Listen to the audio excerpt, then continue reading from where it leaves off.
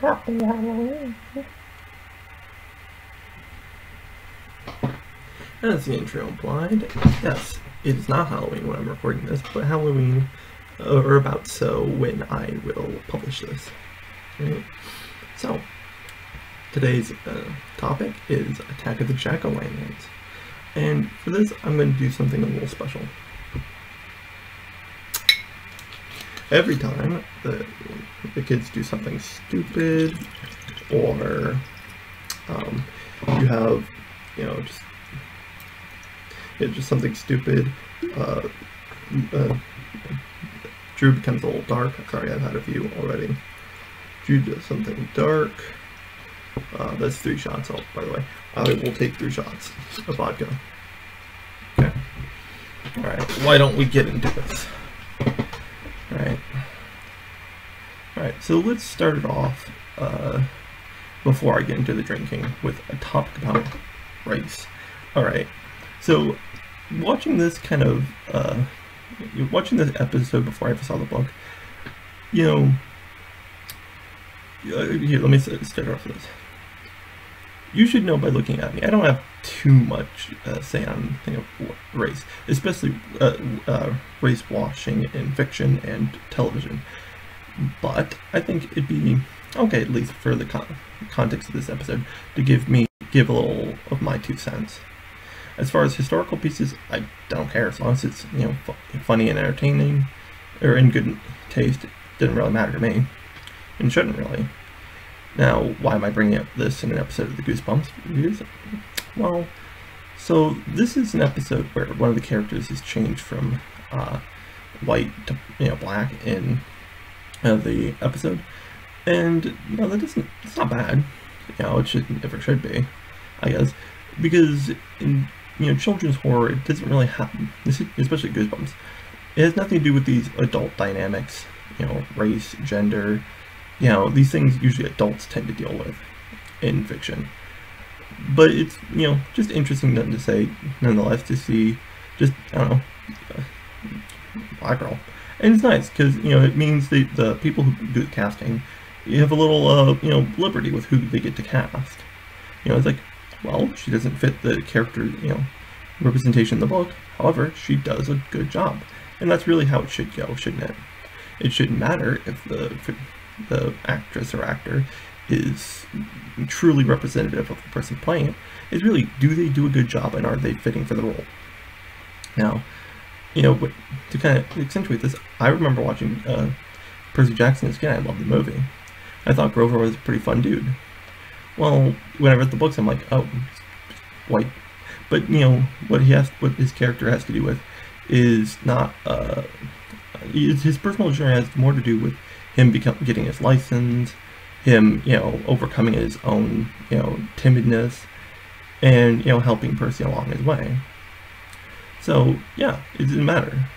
And by the way, it's fiction. Get over it.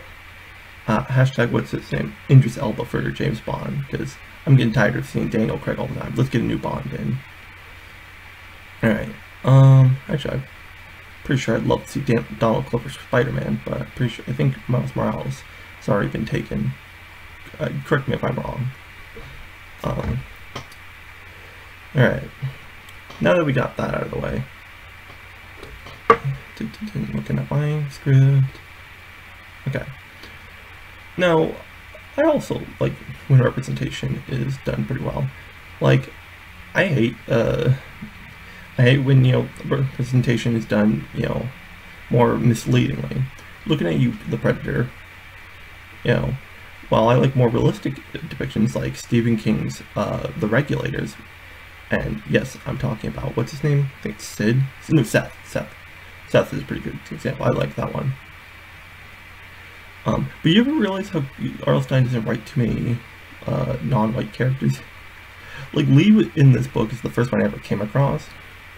While he does have a preference for writing ginger kids, despite brown hair being more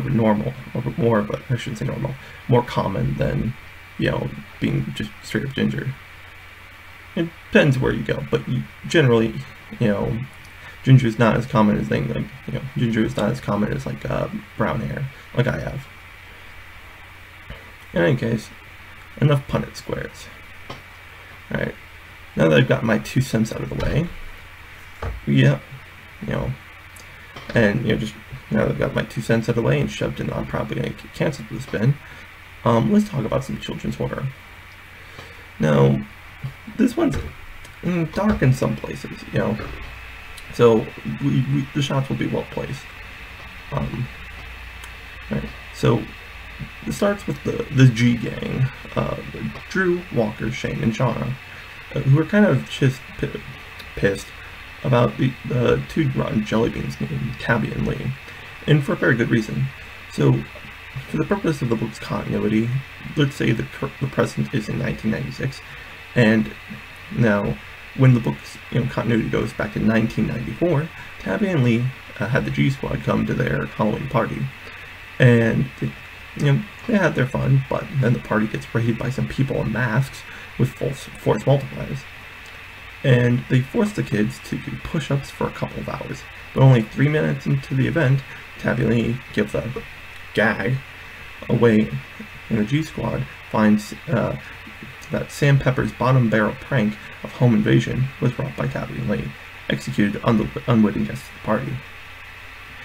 Now, after the cat's out of the bag, Tabby and Lee's parents come home and from the house of the two masked individuals, and find that hey, what's going on here?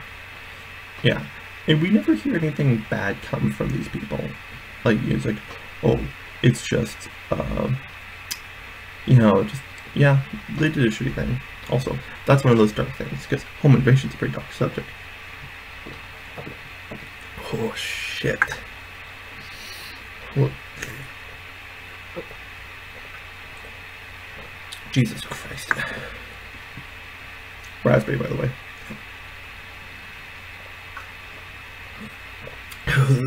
Alright. So I gotta pour more while I'm at it. Oh, Jesus, like an awakening of cirrhosis.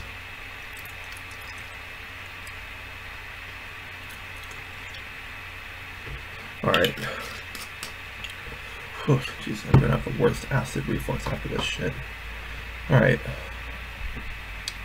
Now, also, now that was in 1994, the next one is in 1995. The G Squad planned to unleash a prank on Tabby and Lee.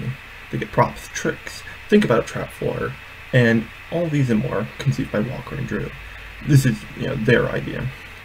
But when they had it all finalized and at the 0th hour, Tabby and Lee canceled on them, and the Halloween clapback was ruined. Now we are in the present, 1996, and it is Shane and Shauna's turn to cook something up. They have told Drew and Walker to get Tabby and Lee to trick-or-treat with them, and they will let them have it. Because now it's Shane and Shauna's turn to do some shit.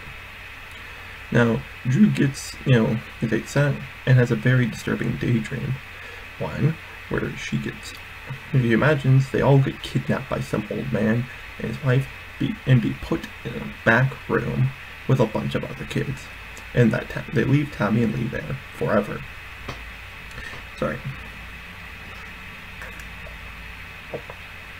Oh, Jesus Christ.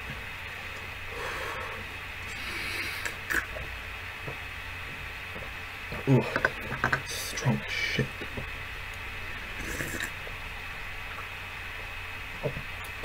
Oh, Jesus Christ. I'm gonna run out of fucking vodka. Okay.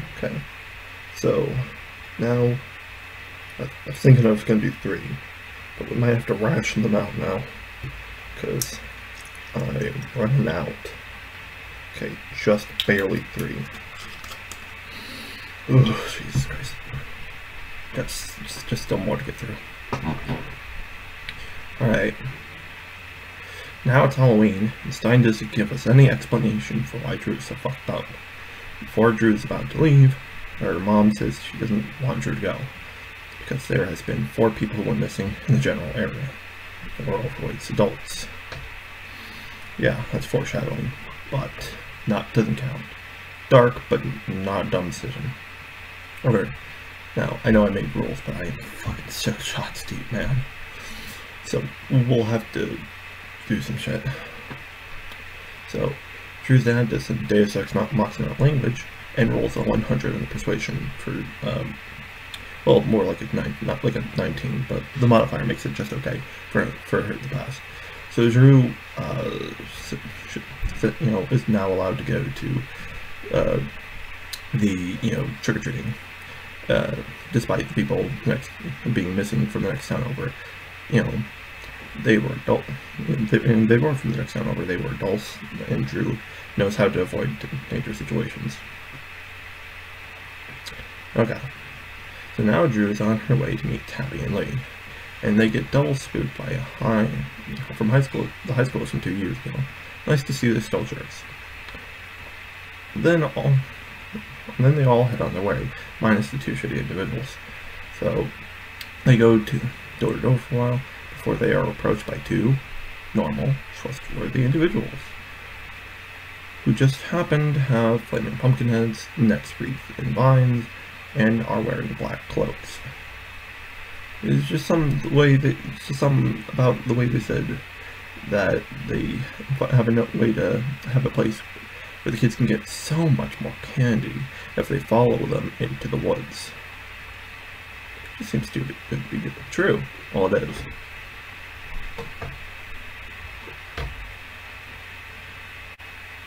Alright, anyway. So next what comes up is... Hello? Hello? Oh fuck, forgot. Hello? Please help me. I'm stuck in a porta potty and I don't know where I am. Sorry, I don't speak English. Don't you hate wrong numbers? Hey guys. So next up, they are going to the place in the woods. They go into the woods, and surprisingly, they aren't killed. But they do get a lot more candy, right? So, and they get, once there's, bags are all laden. Oh, sorry, forgot, that does count. I thought I'd be numb. I was not. Gotta keep it together. Got still a couple more things to go through. Okay. Right. So once there's they're a lot more filled, the bags that is, you have them like, oh, we're tired, we want to go home, we got too much candy, and the pumpkinheads are like, no, you can't leave because you're gonna trick forever, which is kind of dark as an adult because they keep forcing them to go using lasers to make them go faster and faster until they die. So this has if they don't do anything, this has 2 outcomes. They die from exhaustion, or they die from just sugar intake. Really, it's going to kill them. Starvation probably too. And nobody in the neighborhood seems to help them or believe them about what's going on. Classic Goosebumps. And the scene reaches a head when they are all circled by the inhabitants of the neighborhood, which are flaming pumpkin people, and they have 4 extra heads, and 2 heads get slam dunked onto Tabby and Lee, and they run off into the night. This is the part where Walker and Drew revealed they were putting Tabby and Lee on, which is kind of fucking dark. It implies that they knew what was going on, and they knew they wanted to scare him in this very dark and rash way. Fuck. Okay. And, okay.